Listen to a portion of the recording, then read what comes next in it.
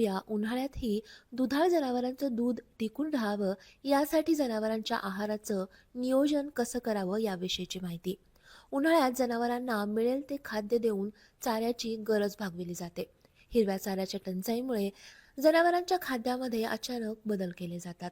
त्यामुळे जनावरांचं रवंथ करण्याचं प्रमाण कमी होतं. रवंथ कमी झाल्यानं जनावरांना अपचनासारखे आजार होतात. चारा खाण्याचं प्रमाण कमी होऊन दूध उत्पादनात घट दिसून येते. उन्हाळ्यात जनावरांवर जगण्यासाठी आवश्यक त्याच शरीरक्रियांचा ताण असतो. त्यामुळे जनावरांची प्रजननाची क्रिया मंदावलेली असते. त्यामुळे या काळात जनावरे माझावर येण्याचं प्रमाणही कमी होतं. अशा परिस्थितीत जनावराला शरीरक्रिया सुरळीत चालू ठेवण्यासाठी अतिरिक्त ऊर्जायुक्त आहार दिल्यास असा आहार शरीर वाढीसाठी आणि दूध उत्पादन वाढीसाठी वापरला जातो.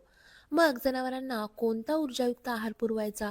तर जनावरांच्या शरीराला मिळणारी ऊर्जा ही जनावरांचं कोरडा चारा खाण्याचं प्रमाण यावर अवलंबून असते. त्यामुळे उन्हाळ्यात जनावरांचं कोरडा चारा खाण्याचं प्रमाण उत्तम राहण्यासाठी वारंवार त्यांना थोडा थोडा चारा खाण्यासाठी द्यावा.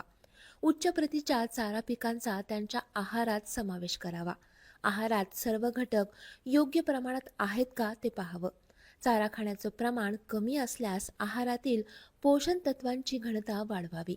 आहारातील पोषण तत्वांची घनता वाढवल्यामुळे कमी चाऱ्यातून जनावरांना शारीरिक गरजेनुसार पोषण तत्वे उपलब्ध होतात. जनावरांना दिवसाच्या थंड वेळी चारा खाण्यासाठी द्यावा. चारा शक्यतो कुट्टी करूनच द्यावा. जनावरांच्या आहारात फक्त वाळलेला चारा न वापरता हिरवा आणि वाळलेला असा दोन्ही प्रकारचा चारा मिसळून द्यावा. उन्हाळ्यात आहारातील चाऱ्याचं प्रमाण कमी ठेवून पशुखाद्य किंवा खुराक वाढवून देणं हा सर्वसाधारण पर्याय आहे. यामुळे आहारातील तंतुमय पदार्थांचं प्रमाण कमी असल्यामुळे शुष्क पदार्थ खाण्याच्या प्रमाणात वाढ होईल. मात्र कधीकधी असं केल्यामुळे दुधातील फॅटचं प्रमाण घटण्याची शक्यता असते.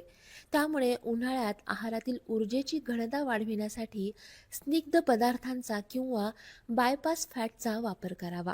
असा बदल केल्यामुळे 1 ते 1.5 लिटरपर्यंत दूध उत्पादन वाढल्याचं दिसून येतं. याशिवाय जनावरांच्या शरीरावरील उष्णतेचा ताणही कमी होण्यास मदत होते. रवंथ करणाऱ्या जनावरांच्या आहारात स्निग्ध पदार्थांचा अतिवापर झाल्यास त्याचे दुष्परिणामही जाणवतात. यामध्ये तंतुमय पदार्थांची पचनक्रिया कमी होणं, कोठीपोटातील जीवजंतूंना विषबाधा होणं, पचलेलं अन्न शोषण्यात अडथळा येणं असे दुष्परिणाम दिसून येतात. म्हणून बायपास फॅटचा वापर अतिशय उपयोगी पडतो. जनावरांच्या आहारात 5 ते 7% जास्त तेलबियांच्या पेंडींचा म्हणजेच फॅटयुक्त पदार्थांचा वापर करू नये.